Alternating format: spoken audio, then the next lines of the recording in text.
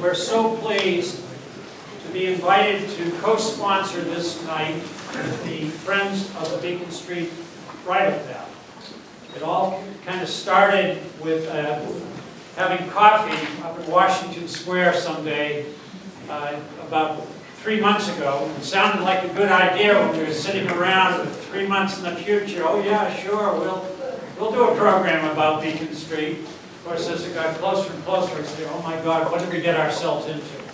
So I hope that you'll enjoy tonight's presentation, pretty much in two parts. One, the past in Beacon Street, how it was the concept, the vision of the original widening of the street. And then we'll go into a kind of a revision, a look at the future of what Beacon Street could be, and return to some of the original values. I'll use the microphone to make sure people can.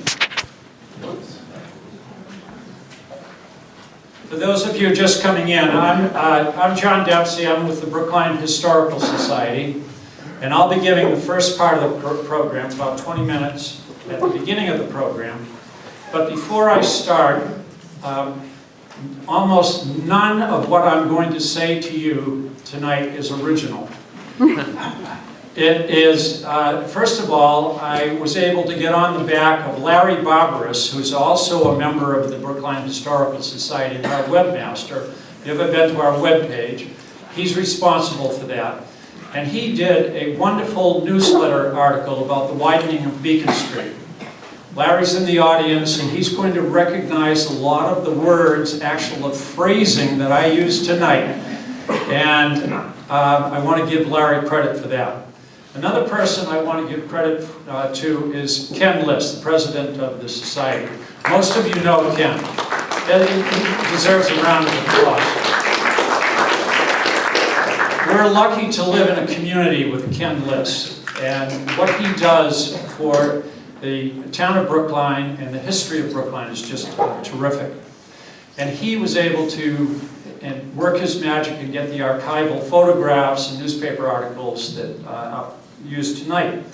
There are two books that I want to mention, too, and I relied heavily on them. One is Community by Design by Keith Morgan and Elizabeth Cushing and Roger Reed, our own Roger Reed, worked for Brookline Preservation.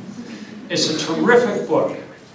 It's about the Olmsteds and the other landscape architects and architects who had so much to do with the development of Brookline. And finally, Cynthia Zaitzevsky. She was probably the original person that really got me interested in Olmsted. Her book, Frederick Law Olmsted and the Development of the Boston Park System, is a gem. If you ever get a chance to see that book, to read that book, or just like National Geographic, just look at the page of the pictures. It is terrific. So my remarks tonight are relying on this. I also understand, I was talking to my friend Jerry down here, that American Experience kind of gave my show last night. So if you saw American Experience, you got a much more sophisticated look at things. But we're going to start in 1886. The guy Henry Whitney, Henry Melville Whitney. He had lived in Brookline from the age of 22. He was a steamship executive, and he was a nascent developer. And he contracted with Frederick Law Olmsted and Olmsted's stepson and nephew, I'll go back to that later if you want, John Charles Olmsted, to take a look at Beacon Street, which was a 50-foot wide country and county way, and redesign it to be a 200-foot boulevard that would complement Commonwealth Avenue that was in the Back Bay and link Audubon Circle with the Chestnut Hill Reservoirs at the other end. So that was what he was up to. In 1851, when Beacon Street was first laid out as a county way, county is important, as a county way, it was nothing but farmland. Even 3 decades later, it was still mainly farmland. There were some swamps, but mainly farmland and a few single-family houses along the way. You can see the views here. Marshland on the right there, some highland, that's Corey Hill on the left. But just a 50-foot wide country and county way. Single-family houses were on either side, and we picked this picture because I mentioned Henry Melville Whitney. His father's house, James Whitney, was his father, is right here on Pleasant Street where it intersects Beacon Street. If you know the Waldo Street Garage, which is coming up in town meeting, James Whitney's house was about on that piece of land where the Waldo Street Garage is now. And they say that his garden stretched all the way up to Harvard Street. So that's what it looked like in 1880, 3 decades after it was originally built. The only commercial establishment on that length of the 2.5-mile length of Beacon Street was the Coolidge and Brother store in what we know as Coolidge Corner. Now Whitney had a vision. He had a vision that the development in the Back Bay around Commonwealth Avenue that had created such a prestigious and attractively designed area was going to push out to Brookline. He saw Beacon Street as the avenue of that development. And so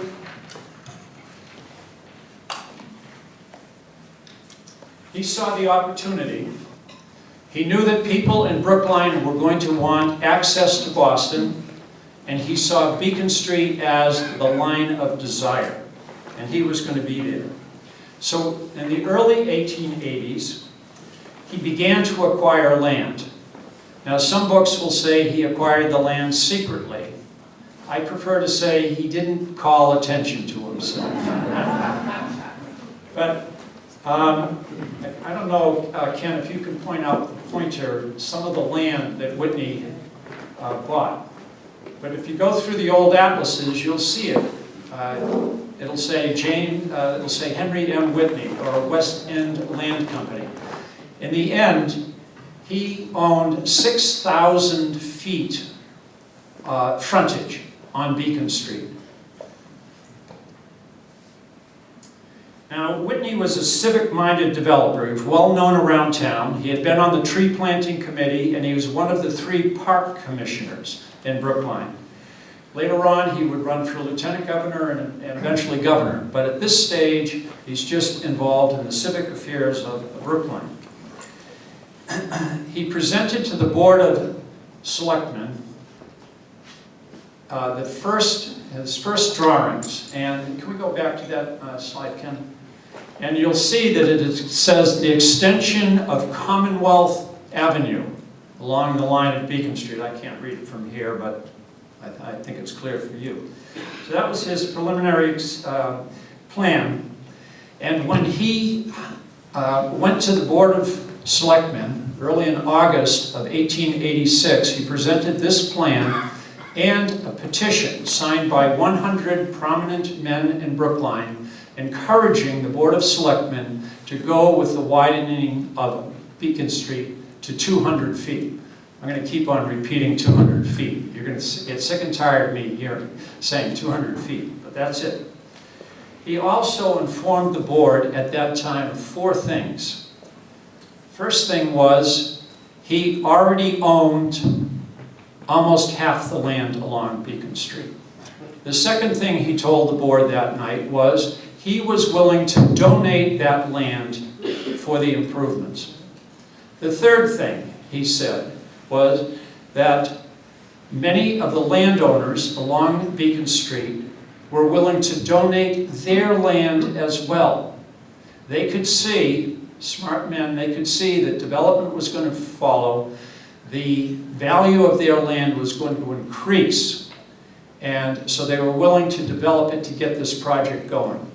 And the fourth thing he assured the selectmen was that he was going to chip in $150,000, about half of the estimated cost of what they thought Beacon Street widening would cost.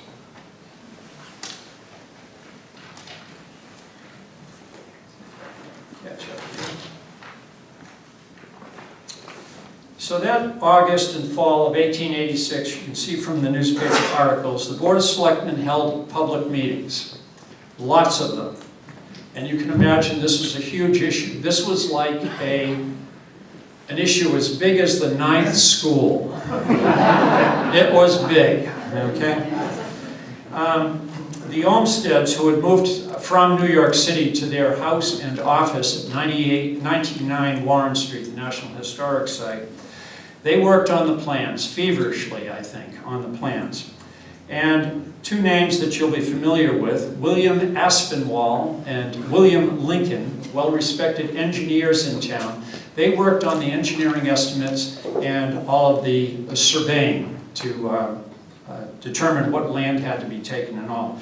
Later on, Whitney would say, a corps of 12 men worked every day for weeks until 11 p.m. to make estimates for the engineering. So, this is it's a whirlwind project. The plans advanced rapidly. It's said that the Olmsteds were inspired by Avenue Impératrice in Paris. Avenue Impératrice, which is now Avenue Foch, was one of the first of the boulevards designed by Baron Haussmann under Napoleon III when they redid the beautiful City of Light.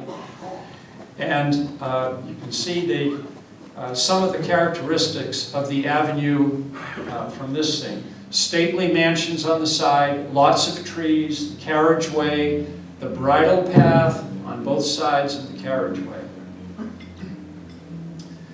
Now the design, the Olmsted's design, let me say that Avenue Foch, they had 400 feet to work with.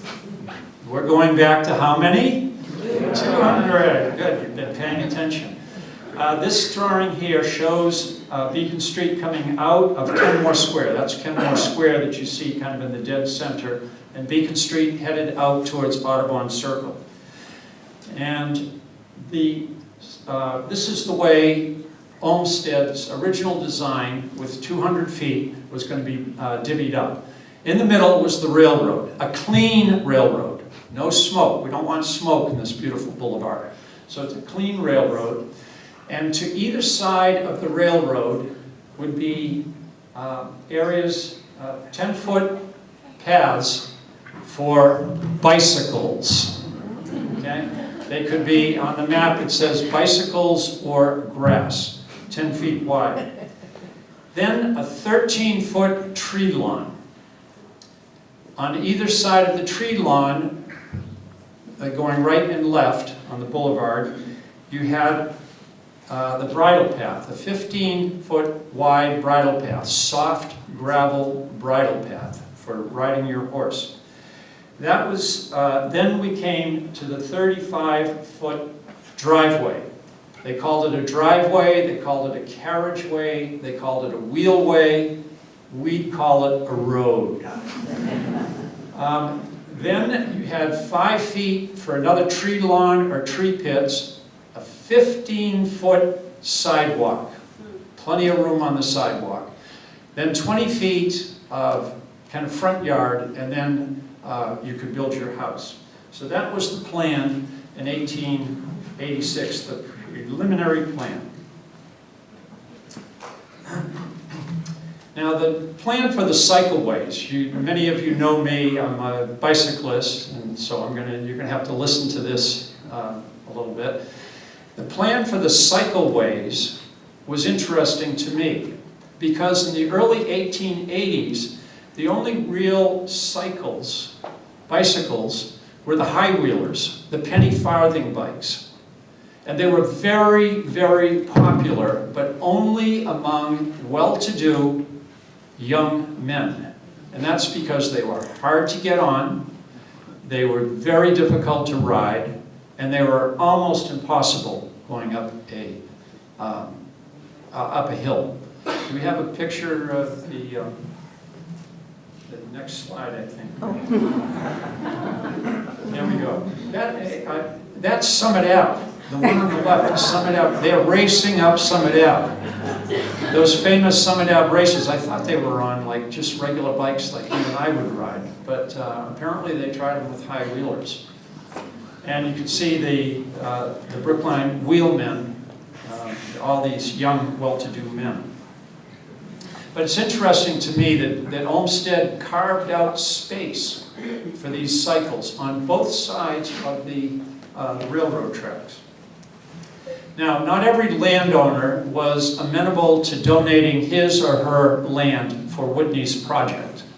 In fact, some of them didn't even want to sell for that. So during the fall of 1886, the selectmen in their public meetings and probably some private meetings finally came back to the Olmsteds and said, taking some of the properties by eminent domain would be too expensive and would be a political problem. So they told the Olmsteds, you cannot widen the street more than 160 feet. So the Olmsteds came back, and as you can imagine, the first two things to go were the cycleways and also one of the bridleways. So they came up with a newer version, and you can see there, they still have 35, on this drawing, the 35-foot carriage roads, carriageways, driveways. They still have the tree lawns. They have one bridle path, and that bridle path is still a nice wide bridle path, and that bridle path would alternate from the north side of the street to the south side of the street, and then back again. Now, this doesn't show it, this drawing doesn't show it, but I will read what what Olmsted said about a later drawing. And he said, one of the two carriageways in the new drawings was planned to be wider than the other, in order that those using it may have greater enjoyment of the sociability of a promenade.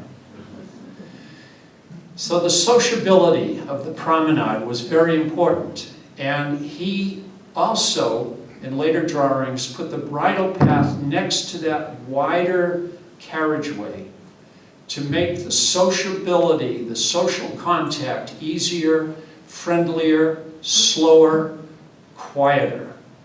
Every public project that the Olmsteds did, their guiding vision was to get people of all classes and ages together, interacting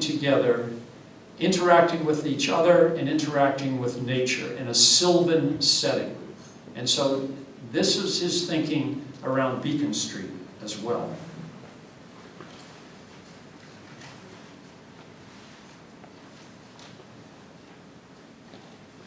Let's see where we are.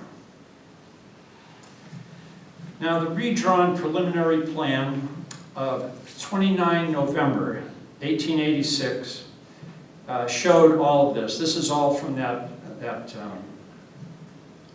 drawing. Now, another thing that I need to mention is the railway in the center. The selectmen, Whitney, and Olmsted all agreed that the rail line was essential to the project. They considered the railway track as a democratic feature of the plan. People needed a convenient way to get back and forth, to travel. Not everybody had horses and carriages. Perhaps hyperbolically, the Olmsteds said, the railroad will give the laboring man, the mechanic, the clerk, and to the poor women the only opportunity which they may possibly have of looking upon a green tree or green grass from one year to the next. So the first suggestion was to have cable cars. This was Olmsted. The Olmsted suggestion was to have cable cars. Cable cars were now running effectively in San Francisco and in Chicago. Of course, Ken Liss found pictures of cable cars in San Francisco and Chicago. Thank you, Ken. But Whitney was ahead of his times. Whitney knew that Frank J. Sprague, a Massachusetts man, was planned to demonstrate a viable electric streetcar in Richmond, Virginia that June. And so he made plans to journey to the River City to see it. Now, Sprague had already tried an electric streetcar demonstration in New York and created an explosion.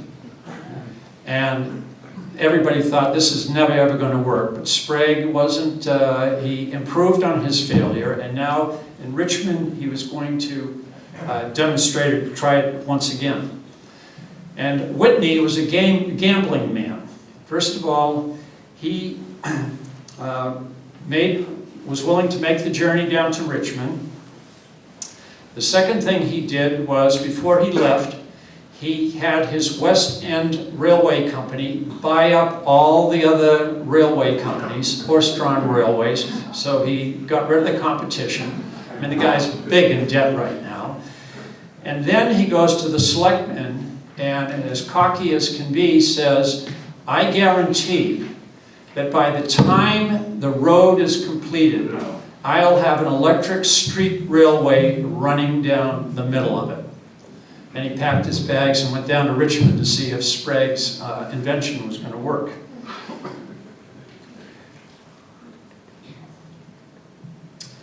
So I'm not going to go into the politics of what happened. This is Brookline, and so there was some dissension along the way. It got kind of interesting, but not. I don't have the time to talk about it right now. But let's suffice to say that eventually, at the end of March in 1887, town meeting, 600 to 700 people out for the meeting, overwhelmingly approved the plan to widen Beacon Street to 160 feet. And on May 9th, 1887, just basically a month later, the first shovels were in the ground. And work started on Beacon Street. Feverish work started on Beacon Street. These are drawings from the Boston papers showing the work. I mean, a lot of it done by hand. And moving stumps, moving houses. Huge amount of work done in a fairly short time. I want to talk about trees briefly. Olmsted, backed by Charles Sprague Sargent, Brookline, big Brookline resident landowner and head director of the Arnold Arboretum, he wanted to line Beacon Street with English elms.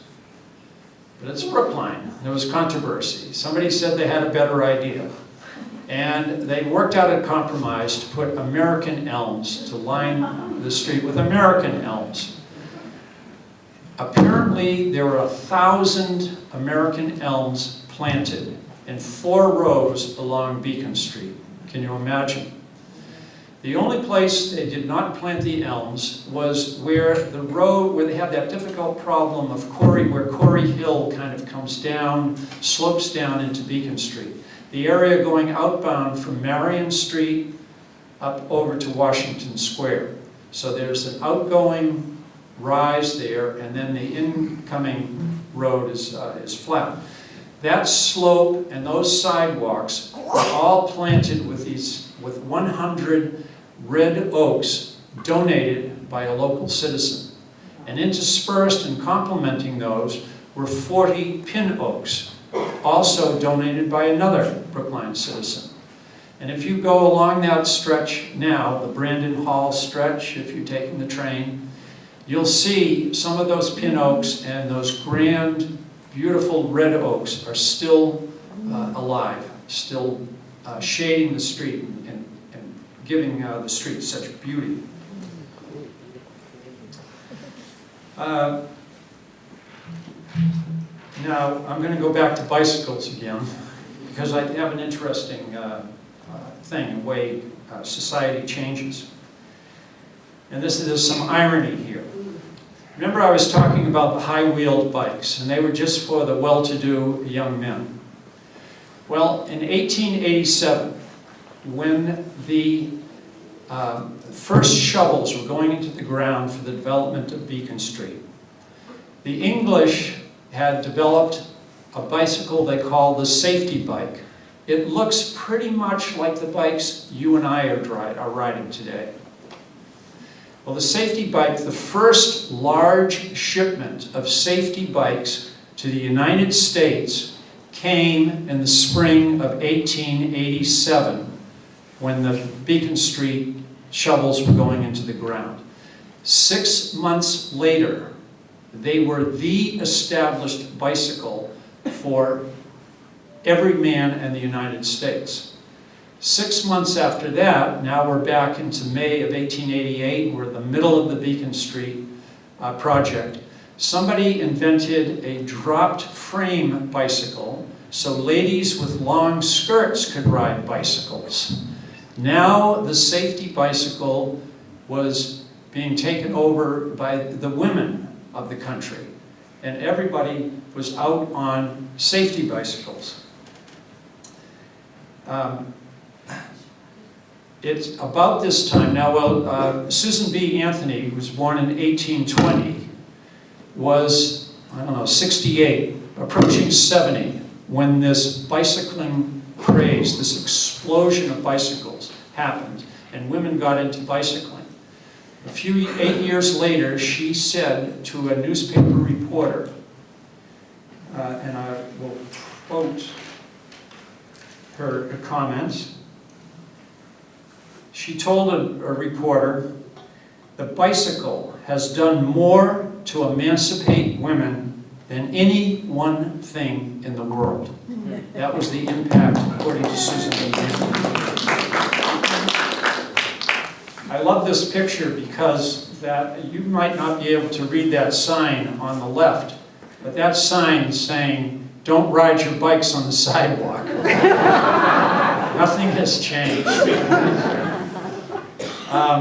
This actually comes from Buffalo, New York, where when Olmsted was planning Buffalo, New York's park system, before he got to Brookline and Boston, he got the full 200 feet. Now, the narrowing of Olmsted's original plan for Beacon Street meant less room for bicycles. Cueing you again, here we go. Ken and I, there's no reason for this slide to be in this program, except it's such a cool slide. It is so great. This is a slide showing Sammy Miller is the gentleman in white at the Boston Marathon in 1904. We think it's one of the first pictures of the Boston Marathon. And Sammy Miller had won the marathon 2 years before, in 1902. So he was the favored son, Boston guy. Canadians had won it the year before. And so we had to think of a way to get this slide into the journal. But look at the bicycles, and look at the sociability of that whole scene there. And as Cynthia Zadzewski said, since the advent of the automobile, we've lost some of that sociability promenade of Beacon Street. But there, on certain occasions, and the Boston Marathon is one, that sociability returns, the wonderful sociability returns to Beacon Street. Sammy did not win that year. He's behind at that point. He kind of lost it at Heartbreak Hill. And all those people were trying to encourage, all those people on bikes were trying to encourage him. The bicycle parade for 10 years was an attempt to return some of that sociability to our beautiful boulevard. And let's see. What about the streetcars? the last time I talked about Whitney and the streetcars, he was headed off to Richmond. And he was headed off after promising that he would have those electric street railway running down the middle of Beacon Street at the completion of the road work on Beacon Street. On January 1st, 1889, Whitney was on a streetcar driven by Frank Sprague, and they came down Beacon Street successfully at 15 miles an hour, which you all know is the speed limit for an electric scooter. Here are some views of Beacon Street. You can appreciate the wide boulevards, the trees are coming in, the tracks down the middle, the sidewalks, the Coolidge Brothers store before it was SS Pierce. This shot here from the SS Pierce building looking towards Boston, and the wide boulevard with a bridle path on the right side of the boulevard. Another shot, the familiar shots.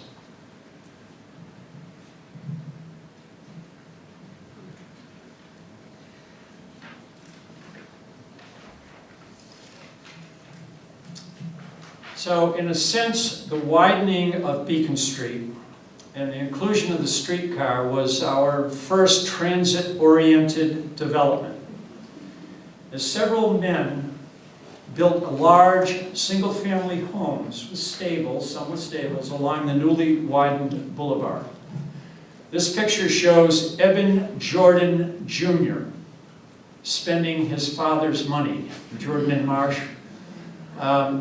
And that is at Washington Square. That house kind of loomed over Washington Square. That's Corey Hill in the background. There's the rise that comes over from Marion Street where they were planting all of those red oak trees. And Eben Jordan's mansion. The stairway, Summit Path, is still there. Same, I mean, you got to get out there. It's the same wall and all. So some built huge mansions. But the middle-class apartment blocks and row houses, brick row houses, soon followed. And then small-scale commercial development. Athens Bakery, you recognize that? You can see Jordan's house is still there, Jordan Jr.'s house is still there, and the brick apartment buildings along there. Very fashionable apartments, European-style apartments, townhouses, multi-level townhouses started to fill in. Now I want you to hold the next slide. I want a little intro to my, I don't want you to jump on this, Ken, okay? I have a story to tell you. As work commenced on the widening of Beacon Street in spring of 1887, a wealthy business owner by the name of George Armstrong started building a new house on Beacon Street. He had a grand vision.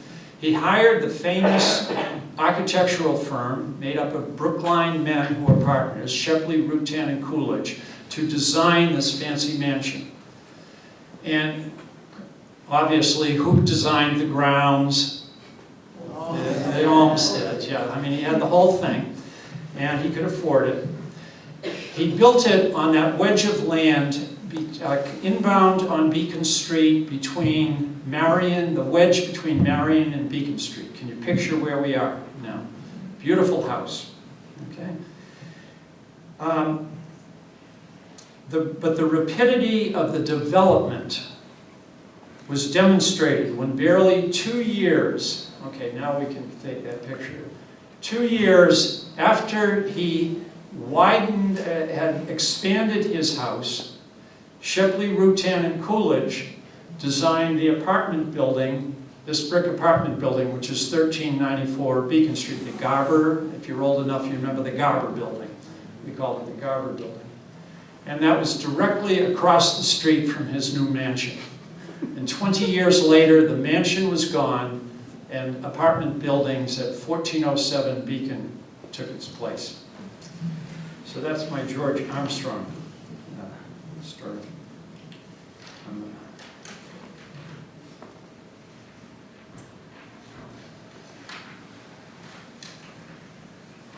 I'm trying to catch up here. Okay. So at this point, I'm just about done. And if we had music to go along with this program, at this point, I'd have Ken start the music for the theme music for Jaws. Okay?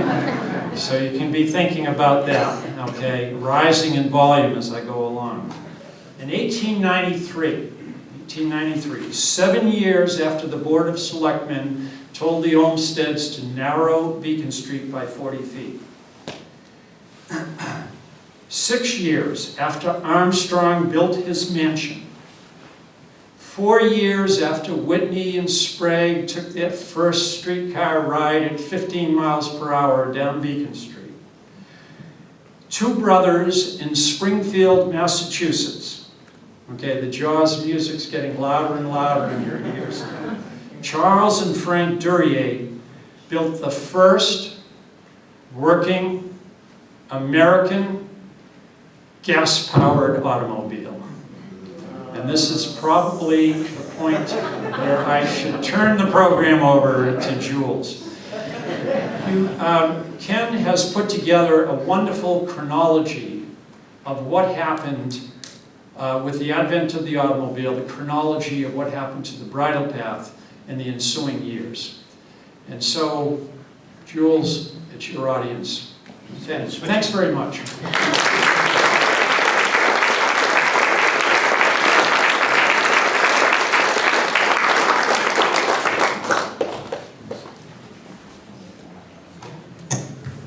Hello. Hi, I'm Jules Melnick, and I first want to say thank you so much, John and Ken and the folks in the Historic Society for introducing the history. I feel like so much of what I'm doing with this presentation is just trying to, in the past, convince people about what was there before. So John has shown us what was there before. And so most of the rest of this presentation is just talking about trying to help to point out where it still exists and how it still exists. But first I wanted to talk a little bit about how I came to want to learn about the bridle path and the Olmsted design for Beacon Street, which was, we moved in 2009 to near Washington Square, and we didn't have any kids then, and when our children arrived, who are now 4 and 8, we increasingly we were using all the modes on Beacon Street. We were driving a car to get to Cambridge and to errands. We were riding the T, we were walking, and because of the terrible traffic, we increasingly started using our bikes just out of necessity. And once my now 8-year-old daughter was, let's see, about 4, we really wanted to start to go some of the places we were going on bikes together. So she had been riding in our cargo bikes, and we wanted to keep that routine to go to summer camp at MIT, which was just like 2 3/4 miles away from our house. But sort of sense of so close yet so far. So here's an image of her several years later on a Saturday when there's low traffic. This is just east of St. Paul's Street. And I think the key thing is that Beacon Street is asymmetrical, as John was talking about. There was a wide side and a narrow side. Oops.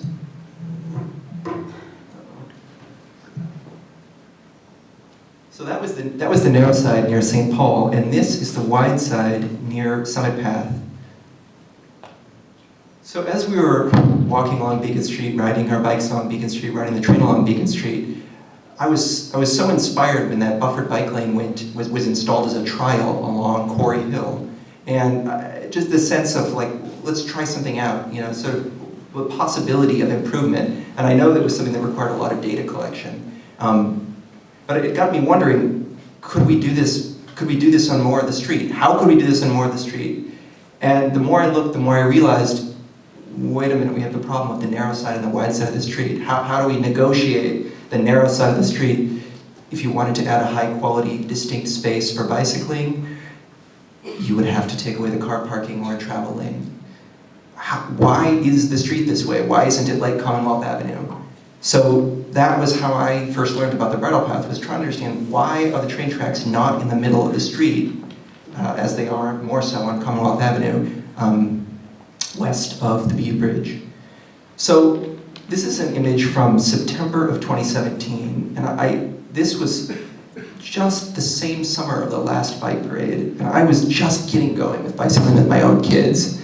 And I wish that they had been a little more competent, and I'd been a little bit more adventurous to share more of that with them. So the sort of the bike parade ethos of the sociability of Beacon Street was something that we were doing. Here we are, bicycling next to each other on the street on a quiet Saturday. So this is October 2017, and I had learned about where the bridle path was, and I was trying to figure out where is it. And the thing I discovered that I was just frustrated with myself that I had not seen before was there are these street lights that are up and down the street. Right there. They're 14 feet from this curb, up and down the street. They're not everywhere, but there are many places where those street lights are.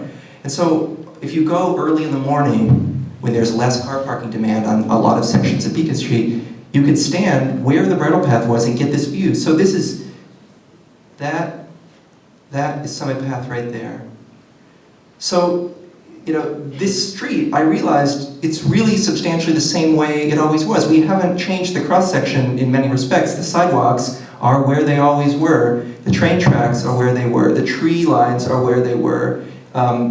There's still this wider carriageway, and the difference is that right now, an aspect of the street is missing. And so I think we see, when my daughter and I first started riding together, we started out with me walking on the sidewalk and she riding her bike. And then I started jogging along because she was competent enough as a cyclist, and then she was able to ride faster than I could jog comfortably to get anywhere. And so I started riding in the bike lane along the outer edge of the street. And she would ride in the bike, next to the bike lane, she would ride in the bike lane. And it really immediately became clear that, it wasn't appropriate to ride on our bicycles on the sidewalk. It wasn't really comfortable to be riding our bicycles together this way. Where was the space that had made this asymmetry on the street? So the key thing is, this is that cross-section that John had shown earlier. This 20-foot wide space, it's there in the cross-section of the street for the entire length of Beacon Street from Audubon Circle to Cleveland Circle. There are some challenging points where the train tracks and the old bridle path space swap sides. So you can see here it is on the north side of the street. This is the way it is from St. Mary's to Coolidge Corner. Then it switches like this to the south side, and then it switches back like this west of Washington Square. So the more I started looking, the more I realized, I wanted to see some pictures. So here's that photograph that John showed. Here's a person walking. This is the bridle path. My bicycle in that photograph looking this direction is right here. We were bicycling right here. So I took this idea to the Bicycle Advisory Committee and asked folks, does anyone know about this? Do people, can we do something to try to make use of this space again? And so a long multi-month process of working with the Bicycle Advisory Committee and the Tree Planting Committee, the Pedestrian Advisory Committee, and the Public Transportation Advisory Committee, with very significant contributions from folks at Northeastern and Peter Firth's research group. We started to try to understand what the cross-section was and how it mapped to current design guidance for the street.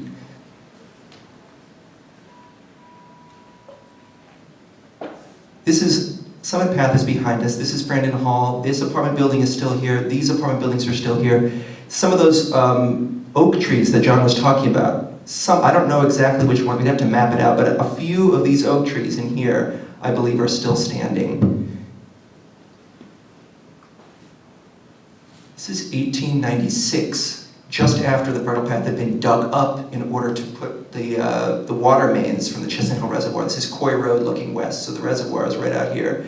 And I don't know, these are the closest I've seen to hoof prints on the bridle path. I'm not really sure. I haven't actually seen a picture of a person on horseback on the bridle path that's really clear. But there was a stables over at Beaconsfield from what I've read. So it's plausible that this was a location where people were riding horses on the bridle path.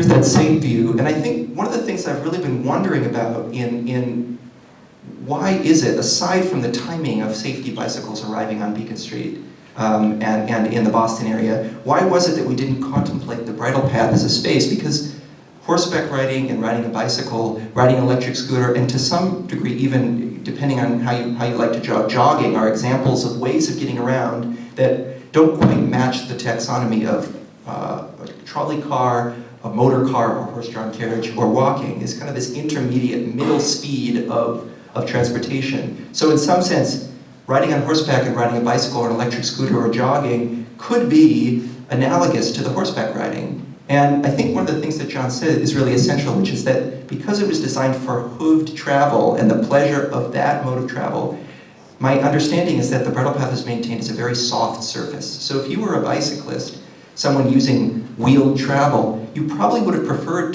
to ride your bicycle on the carriageway where the surface of the road was much more heavily packed. Here's that view that John was showing, and this is 1909. St. Mary's Street is right here, and the bridle path at that time was this sort of grassy, somewhat softer gravel. So I'm going to quickly fast forward to a possible future scenario. This is a view pretty close. Hawes Street is right here.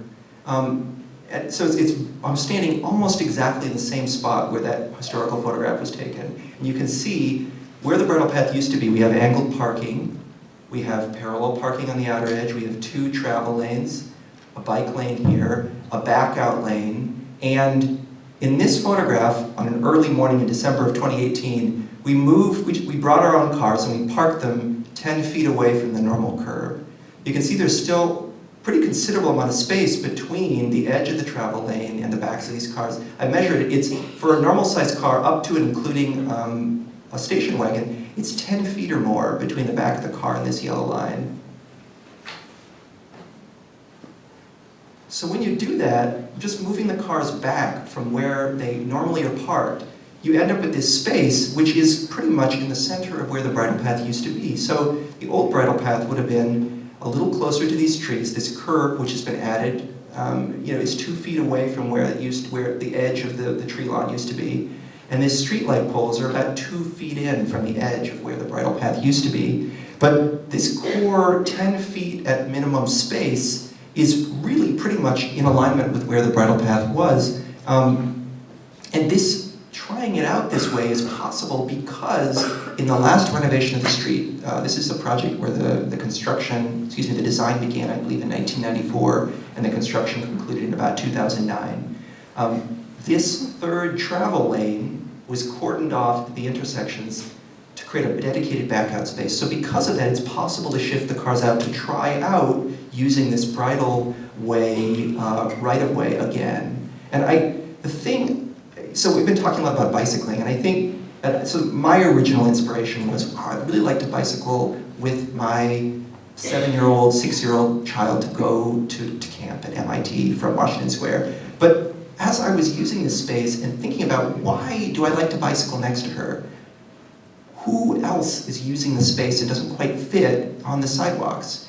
And I noticed 2 of my neighbors who I have still, and I really want to meet them, I still have not had a chance to intersect with them in person because they ride their electric wheelchairs in the bike lane on Beacon Street between Washington Square and the Dean Road area. And these folks, they move quickly, and they generally choose not to use the sidewalk.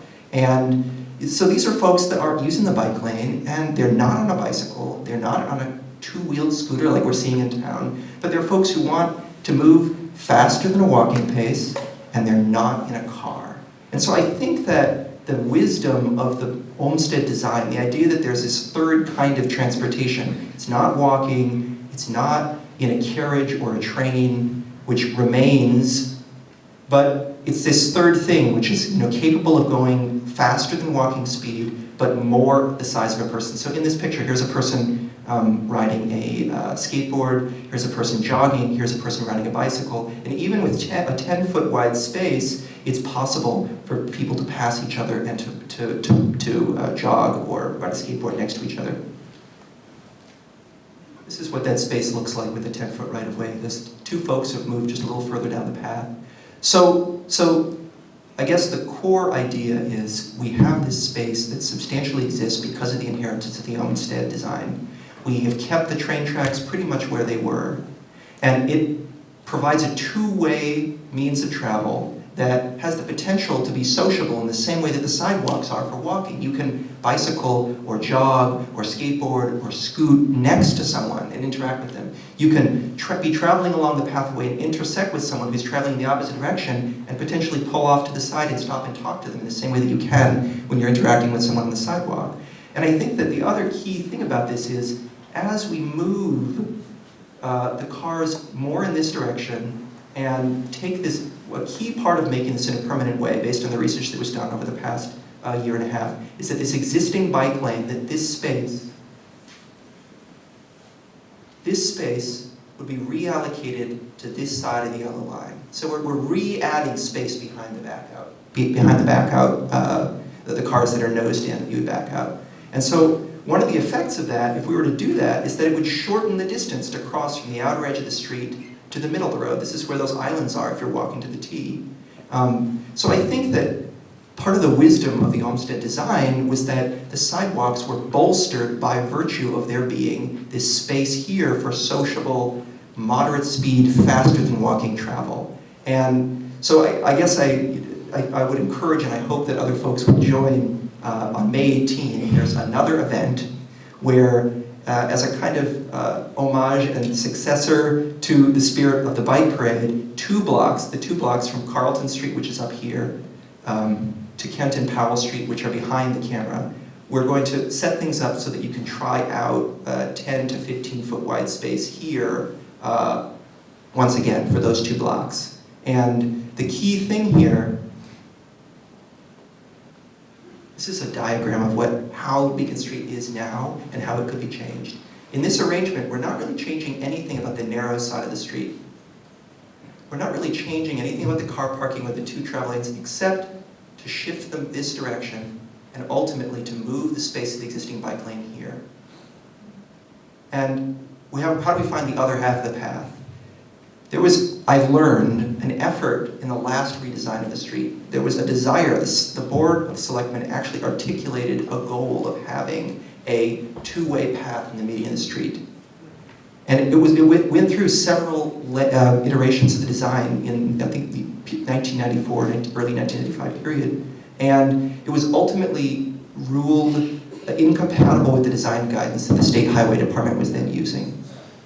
And I think a lot of the things that would make Beacon Street more comfortable for all these uses, safer for driving, safer for walking, safer for bicycling, is if we could just moderately slow down the speed of car traffic here. All of us, if you cross the street at Winthrop Road, where the road is a little bit narrower on this side of the street, both the wide and the narrow side of the street, because the curb bulbs all the way out, now that we have that rapid flash beacon there, it's more comfortable to cross the street there, partly because the street's been narrowed. And so I think this is something that I hope folks will come out and try on May 18 to get a feel for what the street is like when you can travel along in the shade of these trees, and then also what it's like when we make it a changed experience for crossing the street. The net result, I believe, in the wisdom of the Olmsted design, is that Beacon Street becomes more of a greenway because people have access to these trees, which are here. So you saw in the images that John had shown, the early version of those oak trees. Well, those trees are still here. Some of the most beautiful trees on Beacon Street are actually in the median. So by providing access for people to this space once again, I think we're regaining some of the sylvan beauty that the Olmsteds had envisioned for people to get access to the trees. All right, thanks for listening.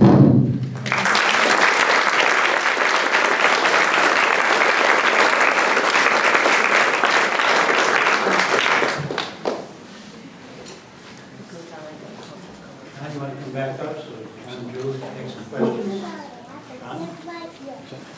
Come up and get some questions.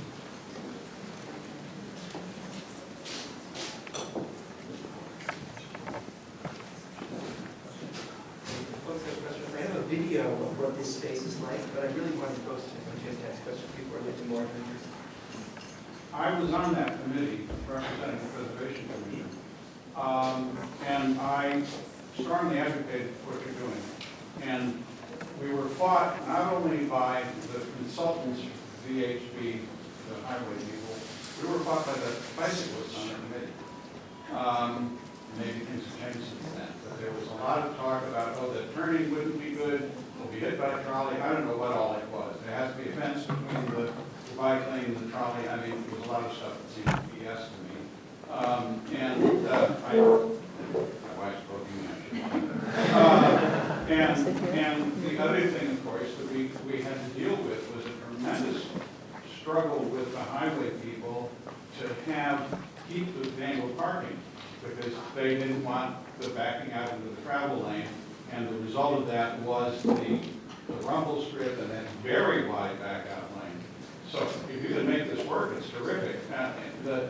My recollection is what went to a committee with the selectmen was an attempt to figure out how to get bicycle lanes in both directions on the sides. And in the end, if I remember correctly, they came up with a scheme that sort of put whichever direction wasn't in the street on side streets, and it was never properly worked out. That's my recollection of what happened with that. I had a chance to look at some of the records from those incredible volume of committee meetings you attended. So thank you for your service on those committee meetings.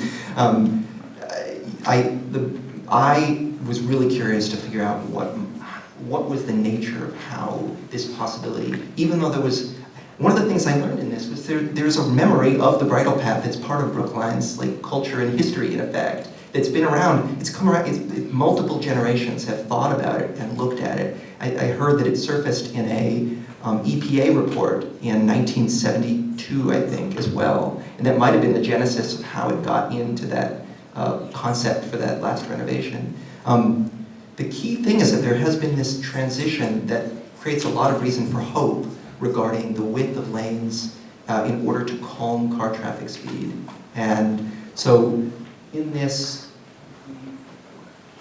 if we were to look at in this design here, this cross-section diagram, these lanes are 11.5 feet and 10.5 feet, actually 11 2/3 feet. The street is laid out in metric, so all the streets are actually kind of eccentric. But these lanes in this sort of alternate possibility were diagrammed at 10.5 feet, a 7.5 foot parking space. So there's really a very modest change in the width of the lanes. And so I think that's part of what gets us there. But my sense, and this is why I should have said it earlier, at the November town meeting, there was a resolution that was approved by town meeting to explore, to move toward conducting a feasibility study of this design across the entire length of the street or some variation thereof. So the hope is that that work, which will hopefully happen starting in about a year, would yield more clear information to enable us to communicate with the highway department, the successor to the highway department, about the feasibility of these modestly narrow travel lanes. I have two suggestions or two ideas that come to mind. One of them is the Cambridge embankment. They did take away a whole row of parking that was there right next to the river for historic reasons. Now it has a much wider green space and path. So the removal of parking is possible in some instances. The second idea was, what can we do, or what can our representatives do with the state so that Beacon Street is not a highway, but a street? The same way that you have parallel parking on both sides on the back bay on Beacon Street. And how to extend that throughout Brookline so that it's not the highway regulations that apply, but street regulations are different.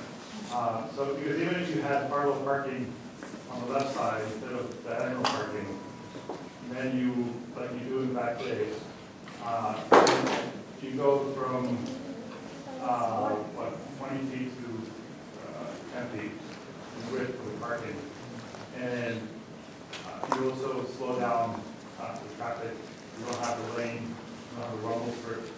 We've done so much more urban, but rather than, I mean, the rumble strip right now is a highway angle, it's not a street angle. So it would move the things closer together and then leave the center higher open. So what can I'm assuming the legislator can do to transfer those ideas to making it a street and not a highway? The first thing, as I understand, is that the design, can folks hear me with that statement on the microphone? I get the the first thing is that the design guidance for this street, which is not considered a state road, but has some design review from Mass DOT because of the they're contributing money to the last renovation. The design guidance will permit us, with less onerous process of getting exceptions, to have narrower lanes as it is. I think your intuition, my sense as a software engineer, but not a transportation engineer, so we need a feasibility study that will hopefully happen in the next, starting in a year from now, to clarify the precise set of lane widths we may be able to have according to Mass DOT's logic, but simply narrowing the lanes would make a difference. I think what this investigation in 2017, 2018 was about was, is it possible to reveal the right-of-way for two-way, non-car, non-walking travel with the potential for something that's wide enough they could also have a walking path in there as well? Can we reveal it without taking away car parking? Can we reveal it without taking away the back-out lane? And it seems that there is a possibility that that actually is the case. Now, if you look at these demonstration images, we just shifted the cars out by 10 feet. So, I mean, I think because of the last renovation, where this space that used to be a third travel lane, this space, was cordoned off, so you can't, it's not meant to be, one's not meant to drive through over more than one block. It gives us some wiggle room, potentially, to explore multiple variations. Just as was done for 2 blocks here, and we'll do on May 18th. And so, I guess my hope would be that we would start with simply reestablishing the right-of-way and exploring it and getting community feedback, see how people use it. And then we could potentially evaluate more invasive changes to the street. But I think there's value. My personal thinking is that there's value in simply providing a quality space for using bicycles, electric scooters, jogging strollers, distinct from the sidewalks. And then we might find more uses for it once we have experience with it. That was my hope anyway. But I think your intuition about parallel parking and other things is something worth considering. But I'm not sure we have to start with that. We could try that as a follow-on. Is that satisfying? So I have a sort of an oddball question for you, which is, I've used a lot of the bike lanes. Could you speak up, please? I've used a lot of the bike lanes that have popped up in Cambridge and Boston.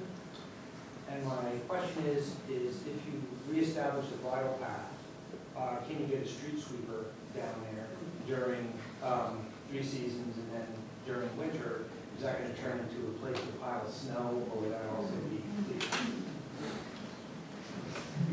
That's a great question, and I think we're going to need the feasibility study to give us a conclusive answer about how the snow clearing and street sweeping would work mechanically.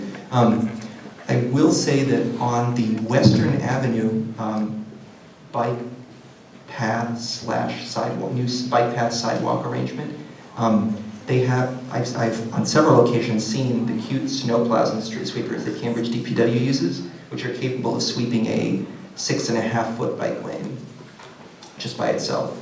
So I think that there is promise for working with a 10 to 12 to 15-foot wide right-of-way.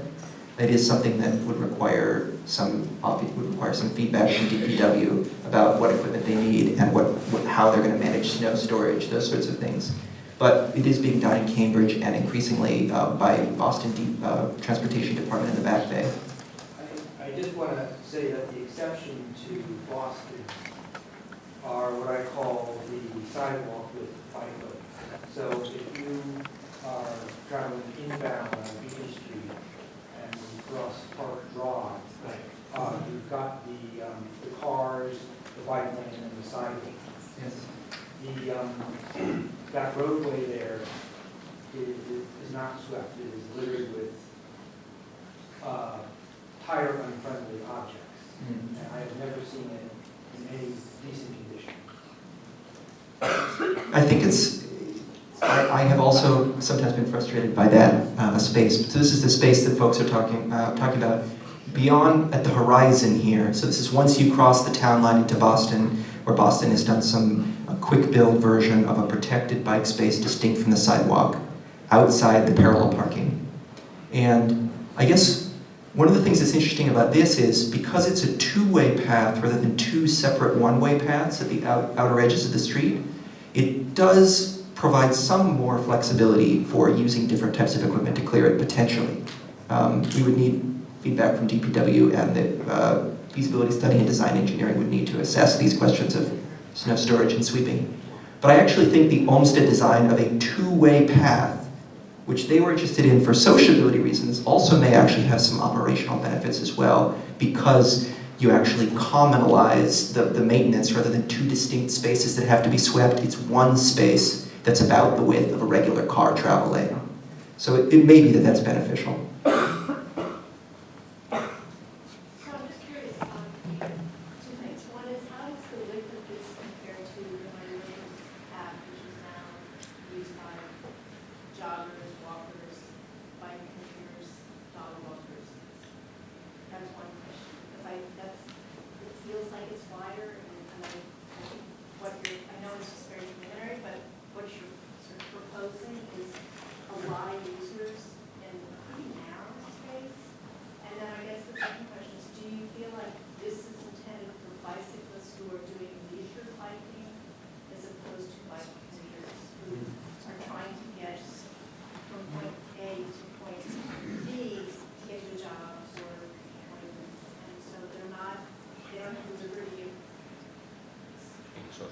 they're more, right, being social. They're more apt to see, they see themselves as being on a bike instead of being in a car to get to work. Or getting on the train because the train is so overcrowded. So those are some things that still need to be figured out, because my sense is, my husband would like to figure year-round. He would not use this. He would still ride on the track because he needs to get to the seaport, and this needs to be, I mean, we don't live on this side of Brookline anyway, but there would be common experience to the field, he could save the bike. And just one last thing, he's only been hit by pedestrians. So I'm serious, pedestrians will just walk in front of them. And, just road is raised. So, just. So a couple things. One is that as someone who likes looking at the dimensions of things, once I discovered that the bridle path, this whole thing about the bridle path, where is the bridle path, why is the train tracks on the middle of the street, I got out my yellow tape measure, and you could, if you look at the photos on my phone from like summer of 2017 to summer of 2018, there's just like hundreds and hundreds and hundreds of pictures of my yellow tape measure on different pathways around the Boston area. It's like, how wide is this path? Like, I think it's this wide, but actually it's this way. So one of the things that's really interesting is that a lot of things are actually a lot narrower than we think they are. So many times we think, oh, this must be a 13 or 15 foot wide path, and it's actually a 10 foot wide path. So that's one thing. I don't know the precise dimensions of the Muddy River path. I would guess that it's not 9 feet wide. I would guess that it's more like 10 to 15 feet wide, maybe 10 to 13 feet wide, but I don't know for sure. There is design guidance from MassDOT that talks about the widths the path should have depending on the types of uses. So they talk about a path that's not meant to have mixture of walking and scooting, cycling, etc. And they talk about the preferred width of that path being 12 feet at minimum. How wide is the rail? The rail trail started out, if I remember correctly, when it was first built, it was a 10-foot wide path, and it's since been widened for the most of its length to 12 feet or more.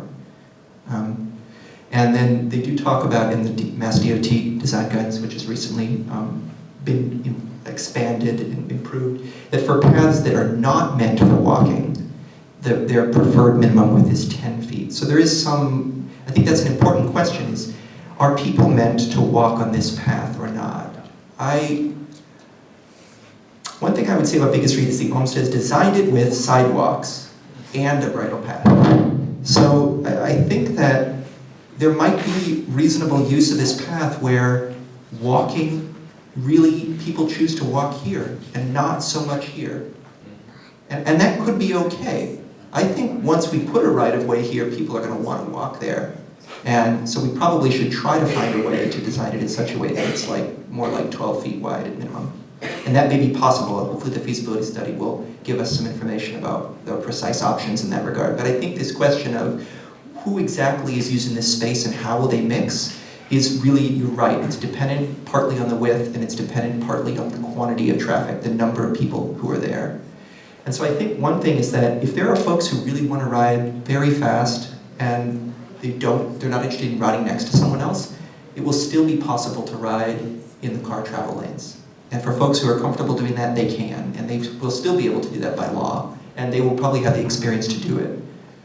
There's a huge proportion of folks, I believe, just from my own conversations, who would start trying out bicycling or scootering, maybe would contemplate jogging because this is an asphalt surface rather than a concrete surface, which is better on your feet and knees if you're someone who runs, who might use this space not for walking to start, and we'll learn about how it's used. And maybe then some folks will migrate out of this path. I would guess that there's a population of folks who might feel, I really need to use here because I need to get somewhere fast. And then they might discover that if they just get somewhere 2 minutes slower, in a much lower stress space, that would actually be worthwhile.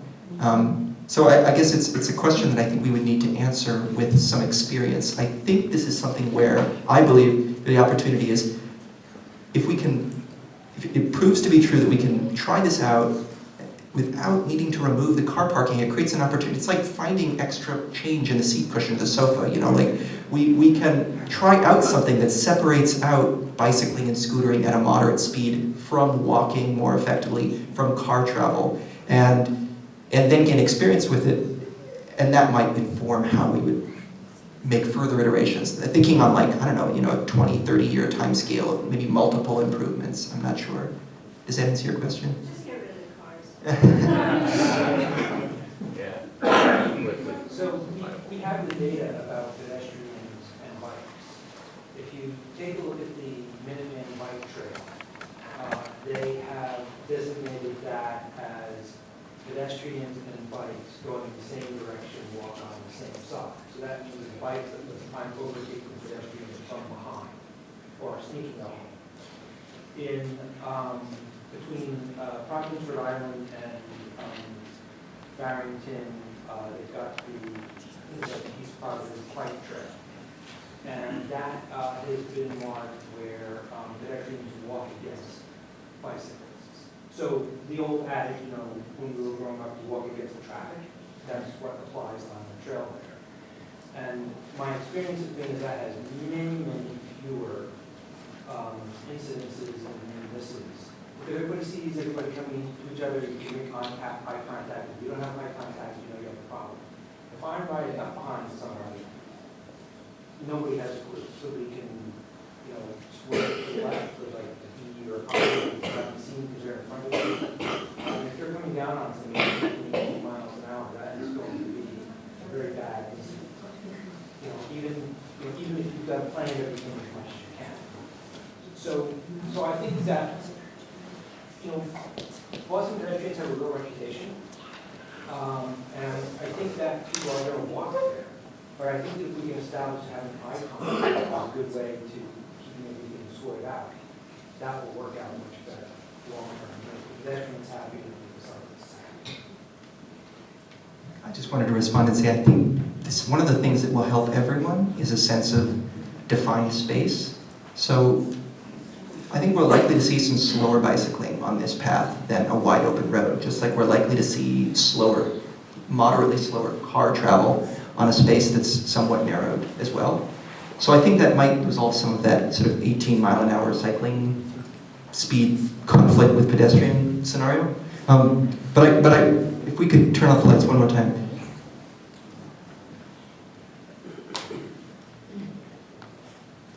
This is a slide I wasn't sure I was going to show, but so these are the two panels that I showed previously, and this is a third panel where I'm not sure whether Brookline is ever going to get to a point where we're ready to build back-in angle parking rather than nose-in angle parking. But just as a thought experiment, with back-in angle parking, which Somerville is using in Union Square, it may be possible to still have a good maneuvering lane, but one that's a little bit narrower than the one we have right now, which is really needs to have a certain minimum width because you're backing blind out into moving traffic. Imagining this scenario where we get 6 more feet on top of a 10-foot wide path. So this is now a 15-foot wide space. Maybe, I think this actually diagrams what you were talking about, which is a sort of distinct moderate speed cycling, scooting, jogging space and a separate walking space. That, in my mind, I kind of feel that that's probably the ideal, or one ideal. We could try it out, you know? Not a very wide space with a dashed yellow line, but actually, if there's a walking space here, it's a well-defined walking space that's distinct from a cycling and scooting space. So, but I agree with you, it's a cultural issue. What's the best way to define the space? But it really is about minimum width and the mismatch or match between speed. So I think, regardless of what we do with the space in the median, the fact that we are strengthening the sidewalks and making them a place where, not just in the business districts, but for the greater length of the street, we're really, by providing this distinct, well-defined, equally protected space for non-car but non-walking travel, I think it will improve the sidewalks. And yeah, people will walk here, but I think sort of as a matter of community engagement, do we start with this and then maybe eventually make our way to something like this? I'm not sure. We have to see what the results of how the feasibility study process might work. But I agree with you that it's not necessarily the case that the received wisdom of a super wide path with a dashed yellow line down the middle is actually better. Jules, we have about 5 minutes. Okay. We should show the video. Oh, the video.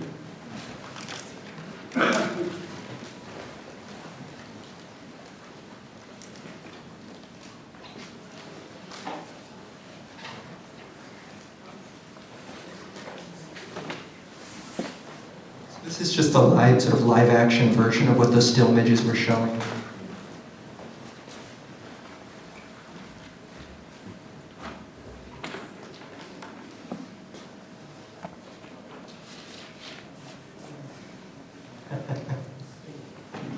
Spinning beach farm.